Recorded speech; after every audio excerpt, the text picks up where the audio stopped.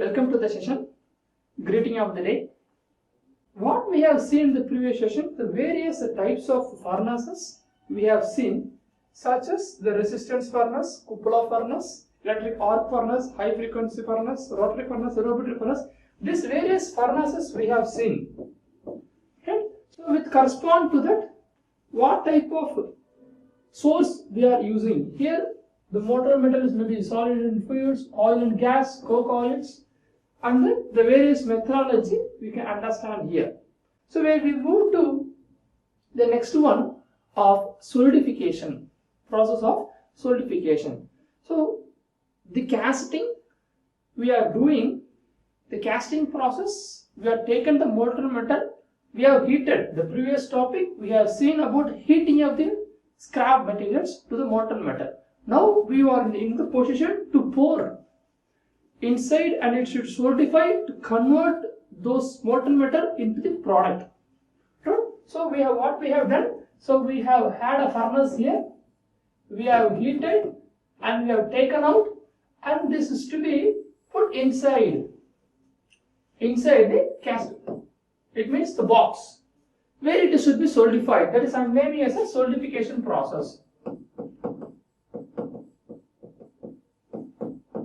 Solidification process. So those solidification, how it happens, how it affects the casting process, those things we are going to see now. Before going to the solidifications, there is few words, few important terms that we want to understand. One by one we will move. That is, number one is nucleations. What is this? A solidification of a casting occurs by the nucleation and the growth. First, everywhere there is the, let us consider a box. It means a total containment of liquid here. How it solidifies? Now we have two temperatures. Of one temperature of 1500, it is in the liquid state, and it should come down to the room temperature, otherwise we can tell it as a solid solidification temperature. We have seen on curve like this. One small diagram of nickel, copper, nickel phase diagram. In metallurgy we have studied. Here it will be liquid, here it will be solid, here liquid plus solid. This is what we have seen. So this conversion should take place from the liquid condition to the solid condition. Then how it will be started means, you see, actually we will have a total entire liquid where this nucleation process takes place by dots. This nucleation process takes place. Then it becomes a solid now. The point where it is nucleated becomes a solid. Now nearby it started to nucleate. It develops. The entire liquid got solidifying slowly. How it solidifies? The outer surfaces are interacted with the air. So this region first will solidify. We understand? This region first will solidify. And second, this region will solidify. This next is this region will solidify finally. But how? Every region, it's as not mentioned, but actually everywhere the dot will be created. First the nucleation spot will be created, then it continues to become solid. That is what I mentioned. The solidification of the casting occurs by the nucleation and it grows. Nucleation and it grows. We will see the picture in the next slide.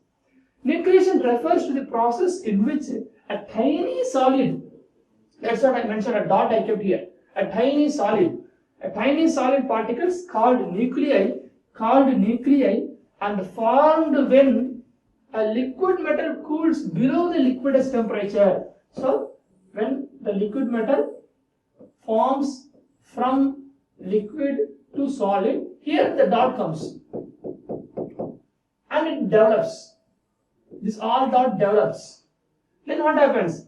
It joins together. It joins together. It is conversion of liquid to solid that we have studied. Now from liquid to solid, it transforms here. This is called as we want to understand, this is called as mushy zone. This is called as mushy zone. Right? We will see. We will see. The nucleation is a process of formation of a stable crystalline centers of the new phases. So likewise it is one by one it is formed. You see, this is how I represented earlier. Solidification means we should know this first. What is this? So at the left y-axis, I have taken the temperature. I have taken the temperature T, right? And in the x-axis, the combination of 0 is here. The copper having the 0% started here, and at the other end we have 0 to 100% of copper. This is copper. 100% of copper. But similarly, the multiple graphs are here, multiple compositions. One, the copper start from 0 to 100 on the other side. At the same time, in this side, it is 0, this one. Nickel is 0. Nickel is 0%. And it goes like this. Right?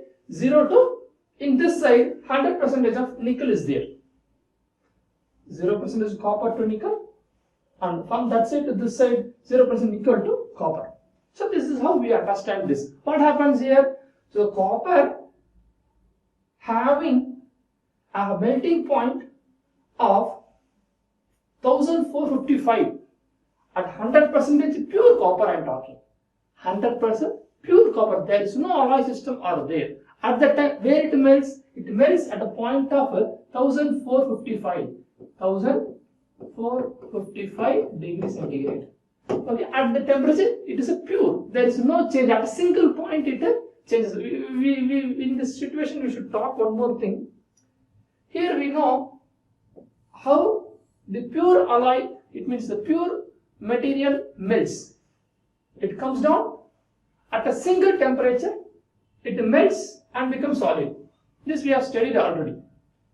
It is a liquid, it becomes solid here at a single temperature, which we know. So that is what here I mentioned. This is the temperature. At a single point, it converted into solid. Similarly here, what is this point? It is a 100% of, this point is 100% of nickel. So where it is 1085, it melts at this point, at a single point. But what happened to the other combination of alloy system? In the casting we are not doing single, it is the alloy system. What is happening? Here we have a liquid. This line belongs to the liquidous line, and it comes down, it becomes a solidus line, solid. In between we have this region, liquid plus solid, mystery zone, right? There, where we are coming to nucleation. Here the nucleus, here the nucleus, here the nucleus, here the nucleus. Then it develops, then it becomes completely solid when the temperature comes down here in this region. Okay? From here it started, here it ended. In between liquid to solid, there we are talking minutely about nuclei. Okay? Nuclei started and develops. We understand much more clear how the formation of nuclei happen here. You see, first, as I told you, state of molecules are like this.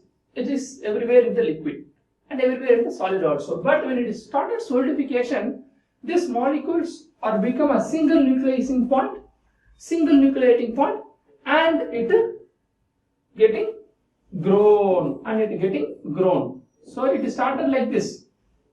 Then it continuously becoming a solid as a nucleation. So that is what? A nucleation and a growth. Similarly, it may happen here.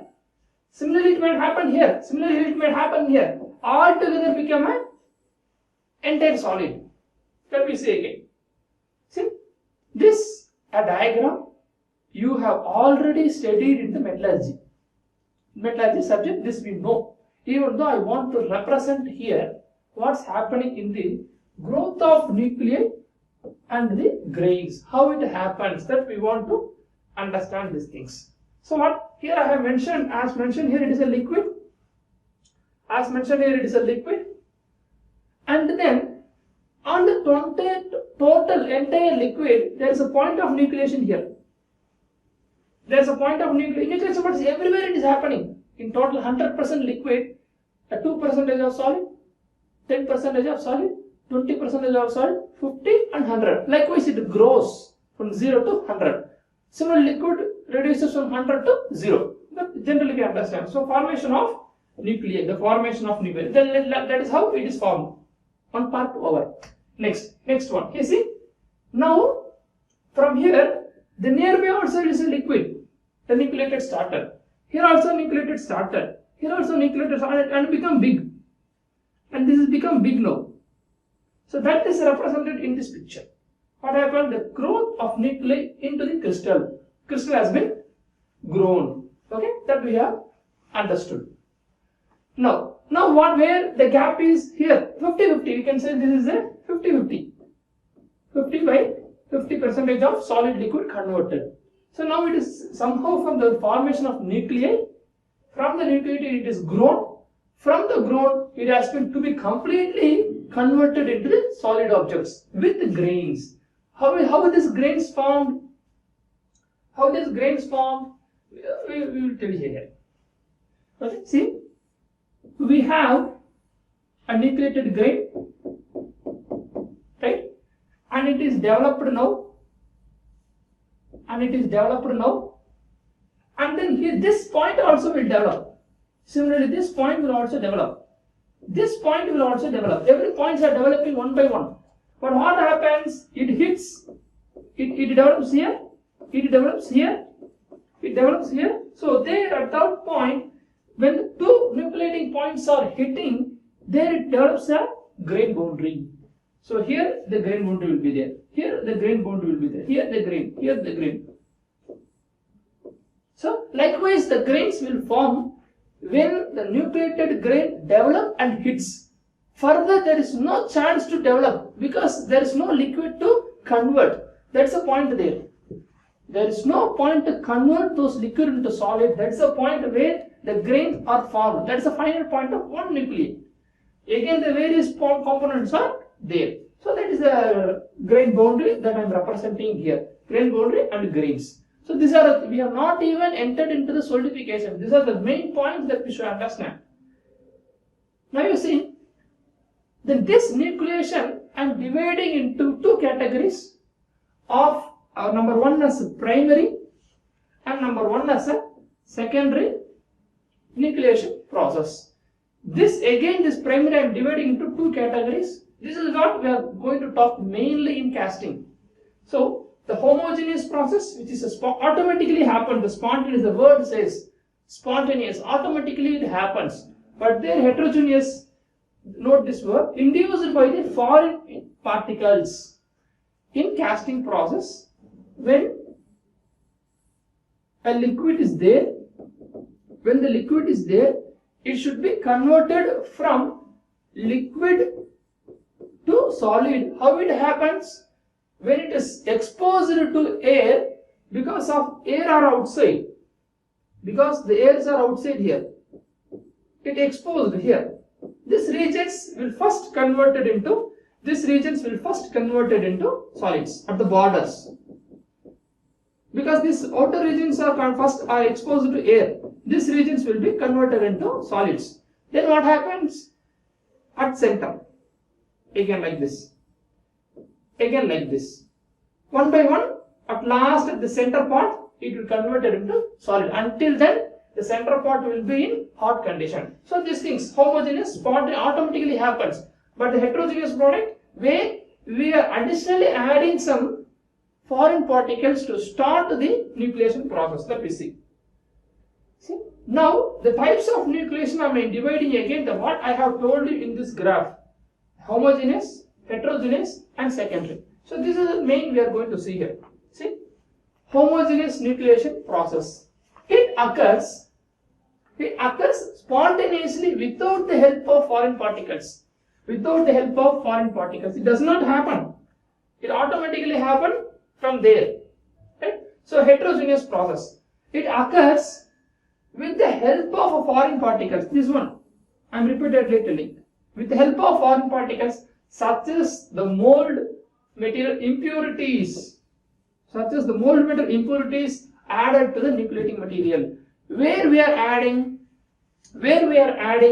so we are want to add from this impurities are added like sulfur, phosphorus, such things we are adding there, right? Such things we are adding to make this as a heterogeneous process.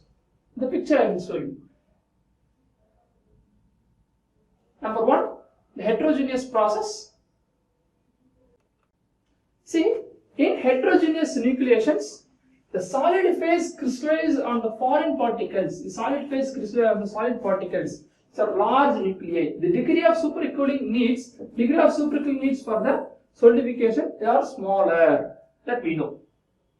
Heterogeneous nucleation is the dominating mechanisms in the early stage of solidifications. We have to go to the diagram now. What happens there you should see. So this is the solidification process. This we should know exactly what is going. At the surface, the heterogeneous nucleation takes place for a few layers. These grains are known as equiaxide grains. You see what happens when we consider the box which contains a hot liquid. From there we are going to convert it into solid. What happens there? At the corners here there is a contact of air. There is a contact of air here at the surfaces. At the surfaces there is a contact of air. We know this.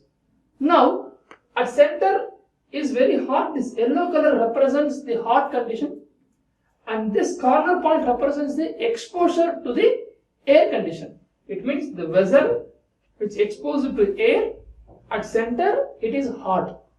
Now which part will convert into solid?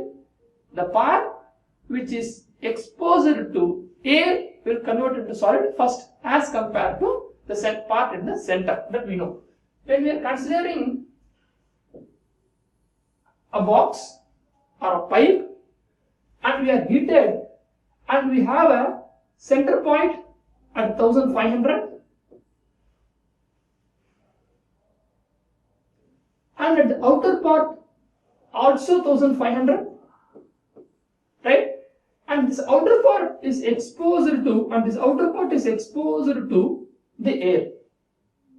But this is not exposed. As it is not exposed to air, it will cool slowly.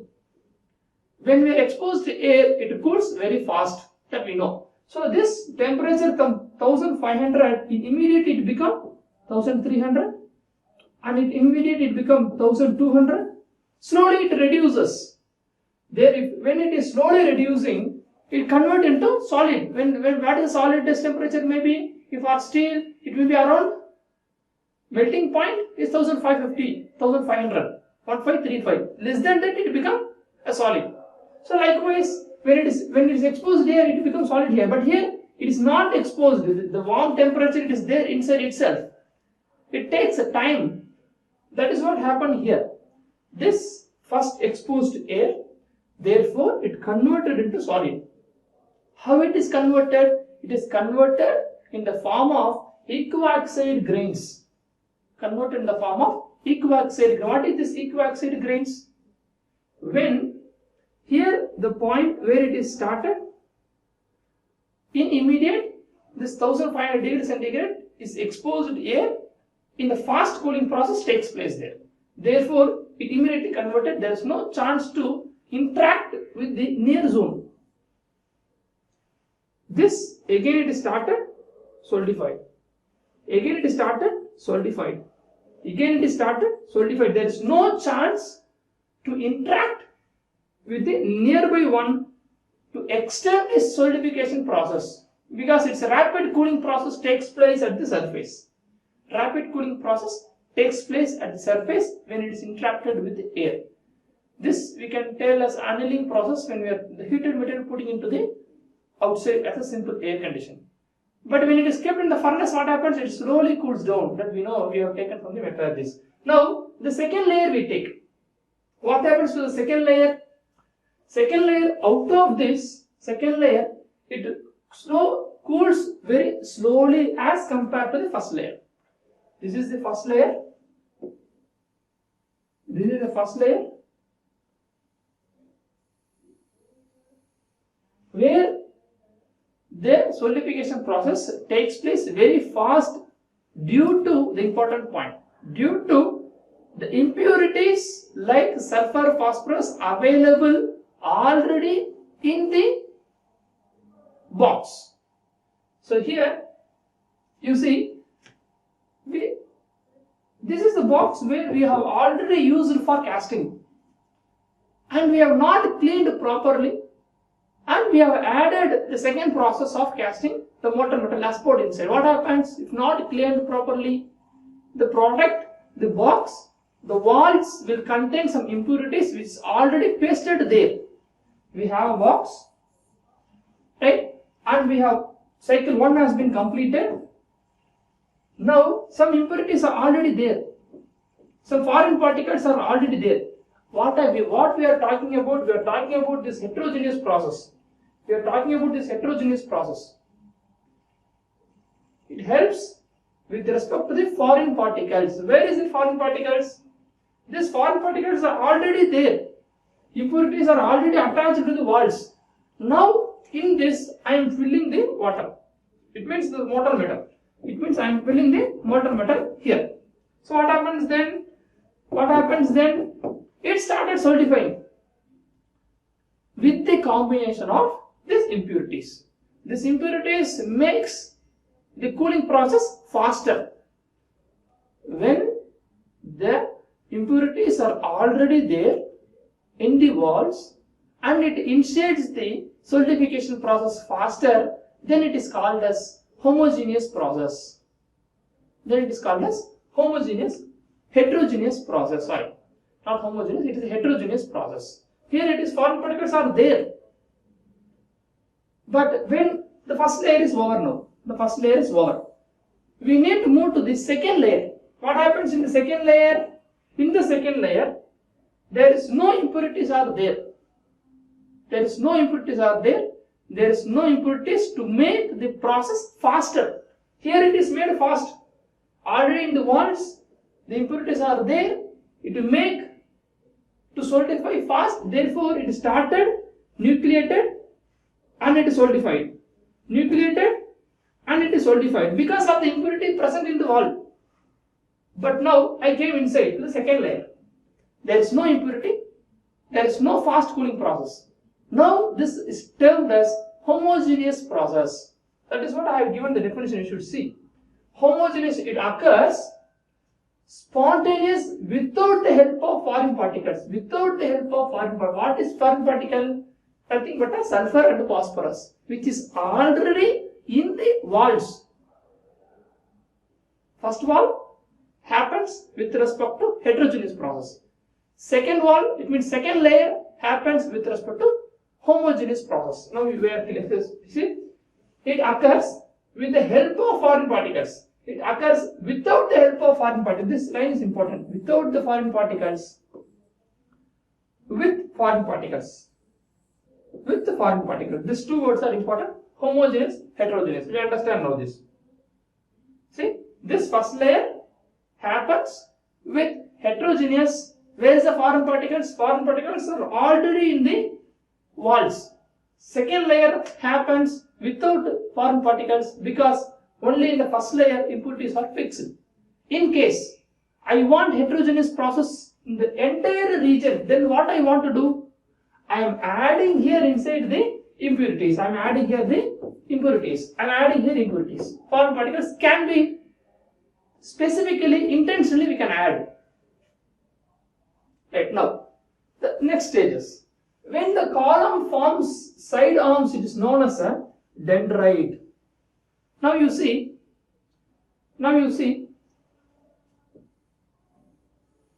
this is the box. This is the first layer where the heterogeneous process nucleated and happens. It is not possible to extend due to fast cooling, and it is as it is solidified. Now, the second part, what happens? Sorry. The second part, what happens? The second part nucleated, but here there is no impurities here. Therefore, here it is nucleated. Everywhere it is simply slowly nucleating. Here it is nucleated, but how it goes? It goes like this. Here it goes like this, because it is nucleated. This is a nucleated point. This is a nucleated point. This nucleated point should develop.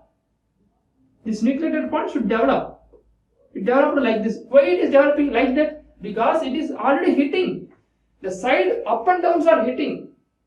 Then it should go perpendicular. It started here, it goes here and there. It hit it, then it goes perpendicular. That is what happening here. Similarly here also, it started like this. It started and it develops. But it develops. Both are hitting. Therefore, perpendicularly it is moving. Right? Now, at the same time, at the center point, what happens? Here also it is nucleated.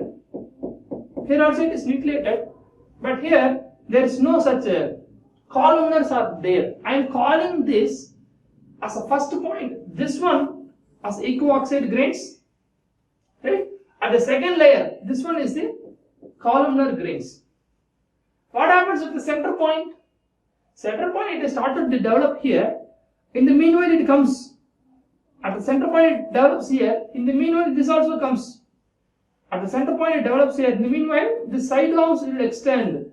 So that is what I clearly mentioned here. The first layer belongs to equioxide. The second layer belongs to columnar. And the third center point, there is no space, but it is developed. But it is started to develop. But there is no space. Therefore, what happens? It is become again the equioxide grains. Why I mentioned his dendrite here? The dendrite means when from the surface or anywhere, when the nucleated solid, it develops here and it enlarges like this. This we call it as a columnar, we know. From the column, when the tree is formed at the side base, when the tree is formed from the side base, then this is called as a dendritic structure. A nuclei, when the column forms the side arms, then it is known as the dendritic structure. So when the columnar forms the tree, then it is called as a dendrite. You should know this.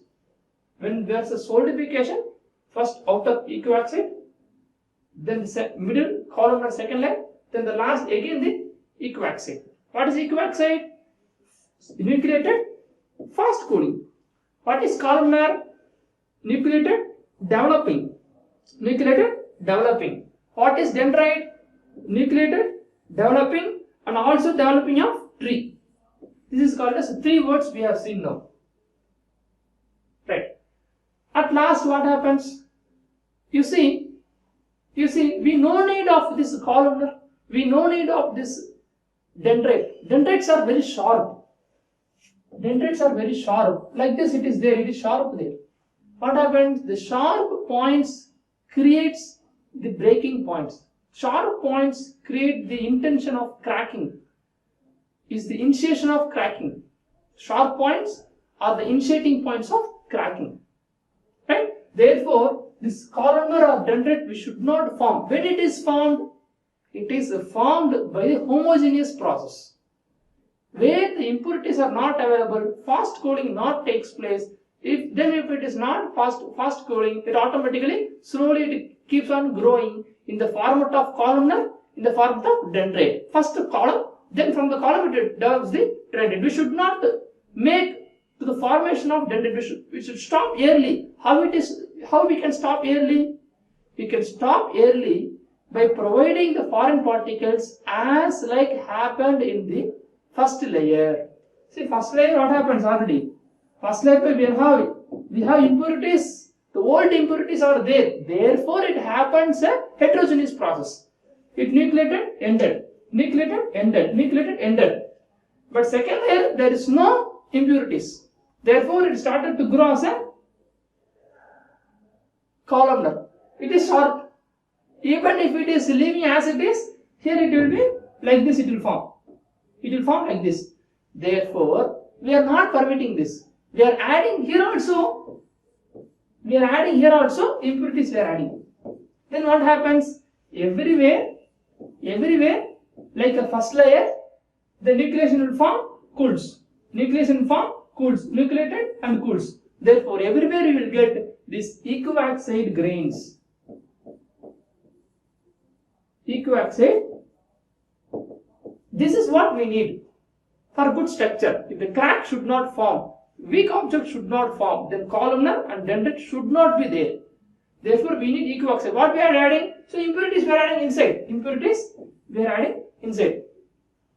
A columnar and dendrite grains, see, the columnar and the dendrite grains structures are coarser and directional, undesirable. Undesirable in the most situations. Therefore, most situations nothing but a cracking situation. Therefore, we should not have this. Therefore, this can be changed. This can be changed in the practice by adding the nucleating agent. What is nucleating agent? We have added here. This nucleating agent with nothing but a sulfur and a phosphorus, a little bit. Because the sulfur and phosphorus having other properties to change the nature property of strength and to reduce the strength. Therefore, we should add little in such a way the nature of the property does not change. In the same time, it acts like an impurity in such a way it is starting the heterogeneous process. That is why we are adding this nucleating agent, which produce this equiaxide grain structure. You see here, everywhere it is equiaxide. Here and here is everywhere. There is no columnar. There is no dendrite. Columnar and dendrites are not there. Columnar and dendrite are not there. So we need this equiaxide grains in solidification of casting. We understand this clearly. Now, what we can add for this nucleation? We have done homogeneous. We know what is heterogeneous. We need heterogeneous to avoid this dendrite and columnar. Then what is this impurities we can add there? For aluminum alloys, for plain carbon steel, for stainless steel, for magnesium alloys, I have given some titanium compounds we can add for aluminum. For plain carbon steels, aluminum compounds are adding. For stainless steel, I am adding magnesiums. For magnesium alloys, I am adding zirconiums. For cast iron, see, this is what we are doing for casting process. I told you sulfur. So this we can add there. Okay. Now we understand this word. Intentionally, we are adding intentionally. Specifically, we need heterogeneous. Therefore, we are adding intentionally, but small sufficient proportion. In such a way of that the chemical composition does not change. If the chemical composition changes, what happens? The property will change. That we should not allow. The property changes, strength may reduce, ductility may reduce, toughness may increase, some other property will come. The alloying systems we are not doing. We are adding little bit impurity in such a way the solidification process takes place in heterogeneous methodology. That's it. We are avoiding the homogeneous, we are avoiding the columnar, we are avoiding the dendrite formation. So the summary. In this class, we have talked about the solidification process.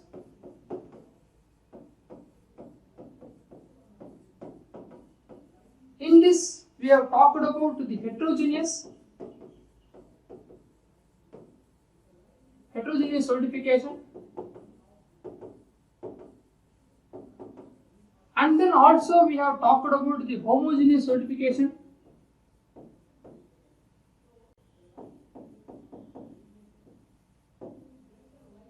And we have seen the structures of equivaxine, columnar, and then dendrite.